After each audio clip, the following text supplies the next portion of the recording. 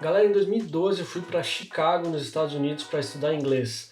Uma viagem que tinha tudo para ser tranquila. Tudo para ser tranquilo. Só que não. Muita coisa deu errado e essa foi a viagem que eu mais passei perrengue na vida. Vem comigo que nesse vídeo eu vou te contar como foi e quais foram os perrengues que eu passei.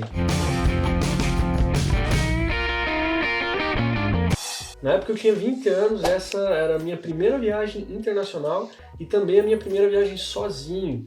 Mal sabia eu tanto de perrengue que eu ia passar e eu vou te contar agora. Mas antes, faz um favor pra mim, se inscreve aqui no canal, é a sua inscrição que é o combustível aqui do canal, é o que faz a máquina rodar, é a minha motivação para sempre produzir um conteúdo bacana de viagem pra você. A gente tá sempre produzindo aqui vídeos de destinos nacionais e internacionais, histórias sobre viagem, notícias e tudo que envolve o turismo. Muito obrigado e vamos seguir.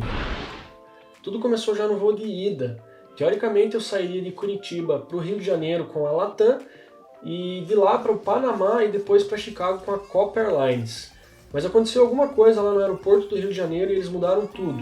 Ao invés de sair de Curitiba de manhã, eu sairia no final da tarde e eu voaria para São Paulo com a Latam e depois para Miami e Chicago com a American Airlines. Eu até estranhei essa mudança de companhia aérea e perguntei se a volta também mudaria ou se continuaria com o trecho original, né, com a Copa Airlines. E eles me falaram que não, só a ida que ia mudar e a volta eu passaria pelo Panamá com a Copa. Então tudo certo. Guarda essa informação que depois você vai entender o rolo que vai dar disso tudo.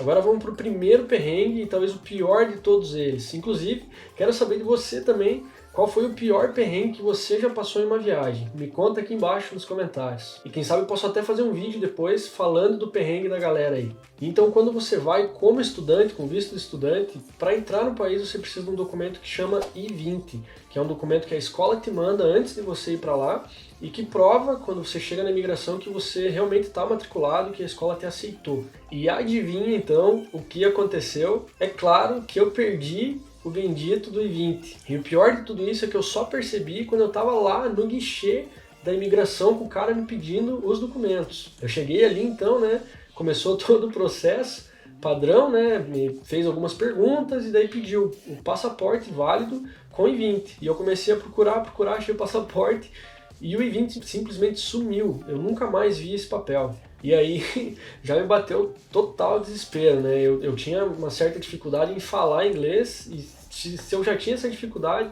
ali na hora eu travei, já não conseguia fazer mais nada. E aí a cabeça também já vai a mil, né? Eu já comecei a pensar que eu ia ser deportado e, na pior das hipóteses, até preso, sei lá. Eu não sabia realmente o que ia acontecer comigo. Mas enfim, resumindo, me mandaram para uma sala lá que tinha mais pessoas irregulares na hora da imigração, aí o guardinha me chamou e perguntou, você é o cara que perdeu o I-20, né? Até meio que achando engraçado. Aí eu falei, sim, sou eu que perdi, nervoso pra caramba, e aí o guardinha me tranquilizou, ele falou, ó, relaxa, você não foi o primeiro e não vai ser o último, provavelmente. Pega esse papel aqui, com esse papel você não tá ilegal, mas você também não tá legal, ele te deixa entrar no país. Aí isso era um sábado, ele falou, ó, chega na segunda-feira lá na escola, pede um outro I-20 e manda para esse endereço aqui. Fiz isso, eu acho que deu certo, porque eu já voltei para os Estados Unidos outras 2 vezes depois disso e não fui preso, então tá tranquilo.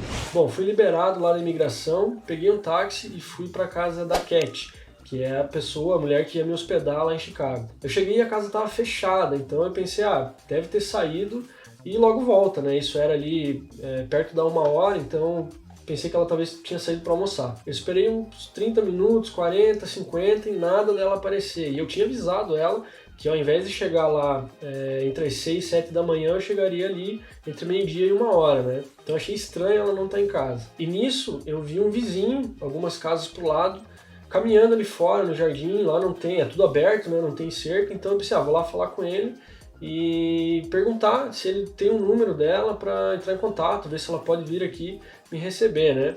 Então eu cheguei pro cara e expliquei, sou brasileiro, vou ficar na casa da Cat, vim para estudar e tal. E não é que ele me responde que ele nunca viu alguém naquela casa e nem conhecia a Cat. E quando ele falou isso aí, meu coração parou, né? Eu tava lá sozinho, o cara falou que nunca nem ouviu falar da mulher, a casa fechada.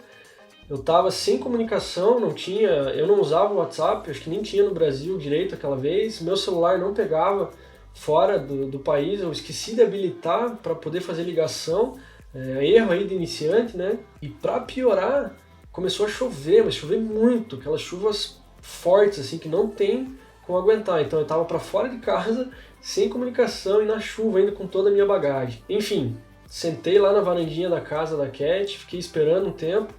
Isso já era quase 2h30, quase 3 horas mais ou menos, eu tava morrendo de fome, não tinha almoçado ainda.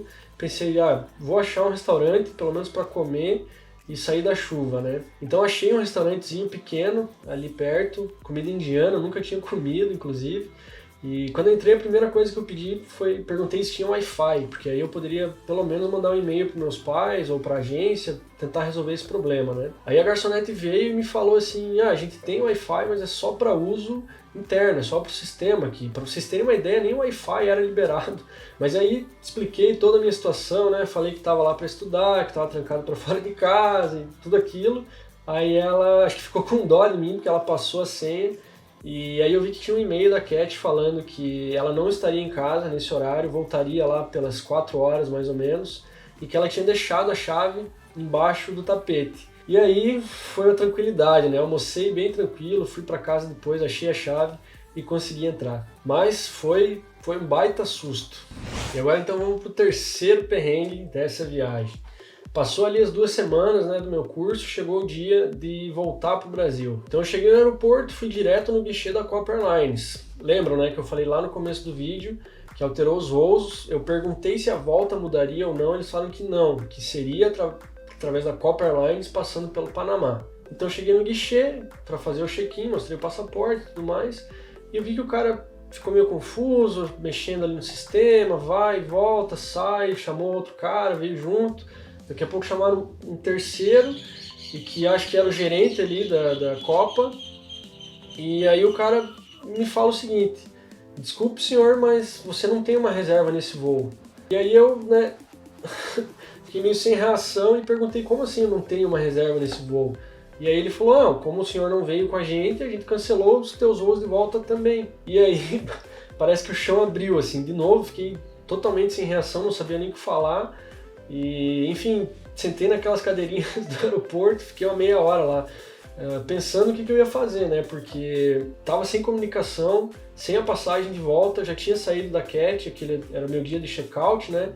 Inclusive no mesmo dia ali de manhã, na hora que eu saí, antes de eu sair da casa dela, chegou outra pessoa para ficar no meu quarto, então eu tava totalmente perdido. Mas eu cheguei na conclusão de que a única pessoa que eu conhecia lá que poderia me ajudar era a Cat, então voltei para casa dela, expliquei toda a situação e perguntei se eu poderia ficar na casa dela, dormindo no sofá mesmo, até eu conseguir resolver tudo isso, né?